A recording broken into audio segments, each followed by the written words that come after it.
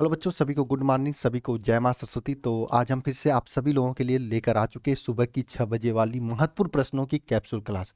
और आज हम लोग पढ़ने वाले हैं क्या होता है जब के महत्वपूर्ण रासायनिक अभिक्रियाएं। और ये वे रिएक्शंस हैं जो कि आप सभी लोगों को अच्छे से एकदम रट लेना चाहिए, तैयार कर लेना चाहिए, जो कि आपके बोर्ड एग्जाम में बार बार पूछे जाने वाले क्वेश्चंस हैं ये। ठीक है, तो चलिए क्लास की शुरुआत करते हैं। हाँ, शुरू करने से पहले मैं आप सभी लोगों को बता दूं, अब अगर अभी तक आप सभी के बोर्ड एग्जाम 2024 की तैयारी अच्छे तरीके से नहीं चल रही है, आप पढ़ाई नहीं कर पा रहे हो, तो आप सभी लोगों के लिए बेहतरीन तरीके से हम लोगों ने एक न्यू बैच स्टार्ट किया, वरदान 3.0 बैच, जो कि एक क्रैश कोर्स होने वाला है। इसमें आपको वाकिब में जीरो से चैप्टर 1 से लेकर आपको पूरी तैयारी कराई जा रही है। जस्ट अभी बैच 1-2 सप्ताह पहले स्टार्ट हुआ है, तो एक आध चैप्टर ही हुआ है। अगर आपने अभी तक बैच को नहीं ज्वाइन किया तो आप ज्वाइन करके अपनी तैयारी को बेहतरीन कर सकते हैं। जिस तरीके का कंटेंट, जिस लेवल का कंटेंट आपको यहाँ पे मिल जाएंगी, उस तरीके का कंटेंट आपको ऑनलाइन में या ऑफलाइन में कोई नहीं दे रहा है। आपको बहुत सारे बच्चों ने ज्वाइन किया, आप उनसे देख सकते हो। पीडीएफ आपको नंबर 1 का दिया जाता है, आपको रिवीजन के लिए बुकलेट दी जाती है, और साथ में माइंड मैप दिया जाता है। डेली लाइव क्लासेज होती हैं, live doubt class, class notes का पीडीएफ, वीकली टेस्ट आपको मिलता है हर शनिवार को, स्टडी मटेरियल में बुकलेट आपको दी जाती है, कंप्लीट सिलेबस के सभी महत्वपूर्ण प्रश्न, मॉडल पेपर, गेस्ट पेपर, पिछले 5 साल के क्वेश्चन पेपर, ये सभी चीज़ें आपको इसमें कराई जा रही हैं। आप अल्फा इंस्टीट्यूट प्रो ऐप को डाउनलोड करके ज्वाइन कर सकते हो, या फिर ये नंबर है 930 577 1375, इस पर कॉल करके भी आप जानकारी ले सकते हैं। ये पूरी टीम है जो कि आपको पढ़ाएगी, जो कि आपके साथ रहेगी। अगर आपने पूरा पढ़ लिया है सिलेबस कहीं से भी ऑफलाइन वगैरह से, तो भी आप इस बैच को ज्वाइन कर लीजिए। इसमें आपको क्या है ना, पूरा रिवीजन हो जाएगा अच्छे से, और इंपॉर्टेंट क्वेश्चंस की प्रैक्टिस भी हो जाएगी। ठीक है, तो चलिए क्लास की शुरुआत करते हैं। सबसे पहला क्वेश्चन आप सभी लोगों के सामने है, पढ़िए सभी लोग। क्या है क्वेश्चन? क्वेश्चन ये कि एथिल एल्कोहल, इसको हम लोग क्या लिखते हैं, C2H5 OH लिखते हैं, एथिल एल्कोहल की क्रिया आयोडीन, आयोडीन और I2 आयोडीन हो गया, साथ में कास्टिक सोडा NaOH के साथ कराई जाती है, तो क्या प्राप्त होता है? ये क्वेश्चन बहुत इंपॉर्टेंट है भाई, पूछा जाता है। एथिल एल्कोहल की क्रिया अगर कास्टिक सोडा के साथ, आयोडीन के साथ कराई जाती है, तो क्या होता है? देखो, इस रिएक्शन को कहा जाता है हेलो फॉर्म अभिक्रिया।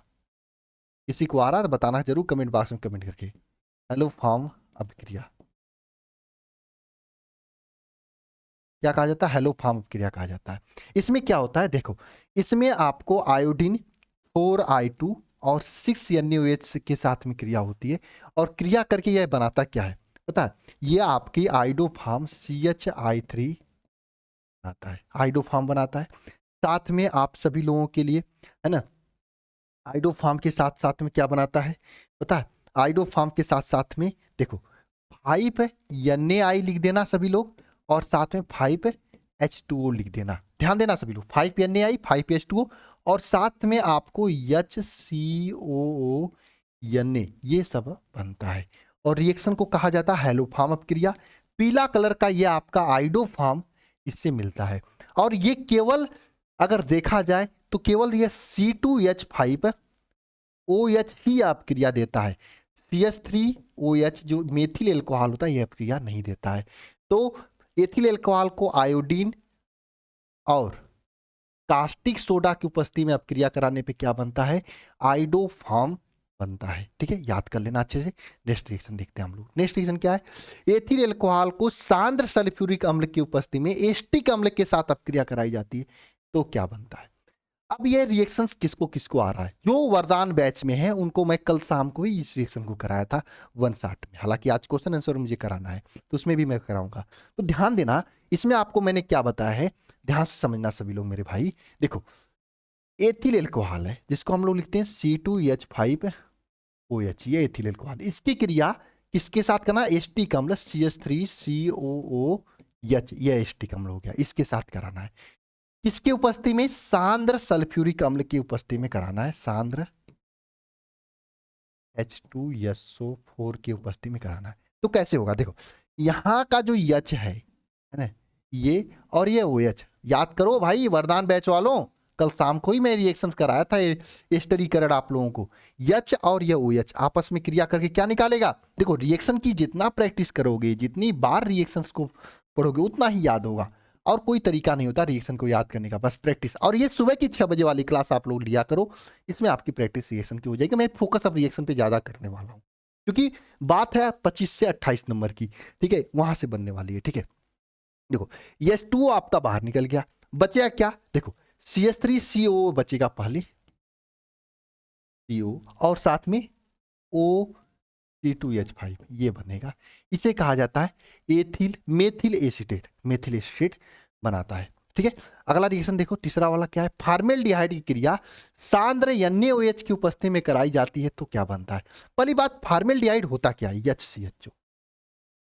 देखो इसके दो अणु को सांद्र NaOH के साथ कराई जाती है ना, तो क्या बनता है पता आपको, मैं बताऊं, देखो क्या बनता है यहाँ पे बनता है आपका CH3OH एथिल एल्कोहल बनता है, साथ में HCOO बनता है। देखो भैया, इस अपक्रिया को क्या कहा जाता है, किसी को याद है तो बता देना, कैनिजारो अपक्रिया कहा जाता है, कैनिजारो अपक्रिया कहा जाता है। और कैनिजारो अपक्रिया में क्या होता है, वे एल्डिहाइड जिसके पास अल्फा हाइड्रोजन नहीं होते हैं वही देता है अपक्रिया, होते हैं वही अपक्रिया देता है। जैसे आपके सामने अल्फा हाइड्रोजन क्या होता है पहले ये जान लो आप। जैसे आपके सामने एक एल्डिहाइड दिखाऊं CH3CHO, तो देखो इसमें अगर आपको अल्फा हाइड्रोजन पहचानना तो आपको देखो ये CHO समूह को देखना है, CHO समूह को देखना है। ये आपका एल्डिहाइड समूह, इसके जस्ट बगल वाला जो कार्बन होता है इसको क्या कहते हैं, अल्फा कार्बन कहते हैं। ये अल्फा कार्बन के साथ जो भी हाइड्रोजन होते हैं, अल्फा कार्बन के साथ जो भी हाइड्रोजन होते हैं इनको क्या कहा जाता है, अल्फा हाइड्रोजन कहा जाता है। और जिसके पास अल्फा हाइड्रोजन होता है वो यह अपक्रिया नहीं देता है, कौन, कैनिजारो अपक्रिया, ठीक है। वही देता है जिसके पास अल्फा हाइड्रोजन नहीं होता है। किसके पास नहीं होता, जैसे HCHO देख लो आपके सामने, फार्मेल्डिहाइड है। देखो ये तो CHO समूह है, यहाँ पे CHO समूह के पास कोई कार्बन है क्या, यहाँ पे नहीं कार्बन। जब अल्फा कार्बन कोई यहाँ पे नहीं है तो इसके साथ कोई अल्फा हाइड्रोजन नहीं होगा। जब अल्फा हाइड्रोजन नहीं है तो तो क्या होगा, ये आपका फार्मेल्डिहाइड जो है कैनिजारो अपक्रिया देगा। अब ये कैनिजारो अपक्रिया दे रहा है तो इसमें होता क्या क्या बनता है, इसमें देखो एक तो एल्कोहल बनता है उतने ही कार्बन का जितने कार्बन का ये एल्डिहाइड होता है, साथ में एक लवण बनता है, ठीक है। अच्छा जरा कमेंट बॉक्स में कमेंट करके बताओ मुझे, है ना, मैं हमेशा यही पूछता हूं जब पढ़ाता हूं। ये बताना, ये बताना कैनिजारो अपक्रिया देगा कि नहीं देगा, ये बताना आप, ठीक है। चलो अगला देखते हैं। एस्टिक एल्डिहाइड या एसीटोन को आयोडीन और NaOH के साथ अपक्रिया कराई जाती है। तब एक बात याद रखना, कभी भी एल्डिहाइड हो चाहे एसीटोन हो, किसी का भी अगर आपका आयोडीन और NaOH दोनों के साथ अपक्रिया कराई जा रही है तो क्या बनता है, आयोडीन I2 NaOH के साथ अपक्रिया कराई जाती है तो क्या बनता है, इस बात को हमेशा के लिए याद रखना। 3I2 4NaOH हमेशा क्या बनता है, आइडोफार्म बनता है, CHI3 आइडोफार्म बनता है। आइडोफार्म के साथ साथ में आपका क्या बनता है, आइडोफार्म के साथ साथ में क्या क्या बनता है बताओ, बोलो बोलो बोलो। आइडोफार्म के साथ में 3Na और 3H2O बनेगा, ठीक है। 3Na और 3H2O बनेगा, साथ में क्या बनेगा बताओ, साथ में HCONa, यह आपका एल्डिहाइड की आयोडीन और NaOH के साथ अपक्रिया हो गई। याद कर लेना, लिख लेना, बार बार लिख के प्रैक्टिस कर लेना। अब लास्ट रिएक्शन है, उसके बाद होमवर्क है। आज कोई मैं लिखने वाला होमवर्क नहीं लेकर आया हूँ, बस ऑब्जेक्टिव क्वेश्चन होमवर्क लेकर आया हूँ। देखो फार्मेल्डिहाइड HCHO, ठीक है, इसकी क्रिया अगर HCN के साथ कराई जाती है तो क्या बनता है, ये प्रश्न है। इस क्वेश्चन को करने का ट्रिक इस तरीके का है, देखो C⋯O H इस तरीके से लिख सकते हो। इस क्रिया जब HCN के साथ कराई जाती है तो ध्यान देना क्या होता है, देखो यह OH इसके साथ अपक्रिया कर लेता है इस तरीके से। देखो मैं यहाँ पे लिख रहा हूँ, ध्यान देना, H H यह OH यहाँ पे चला जाता है और CN यहाँ पे बन जाता है, CN यहाँ पे जुड़ जाता है। इसको साइनो क्या कहते हैं, साइनोहाइड्रिन कहते हैं। ये साइनोहाइड्रिन बनाता है। इस तरीके से रिएक्शन होता है।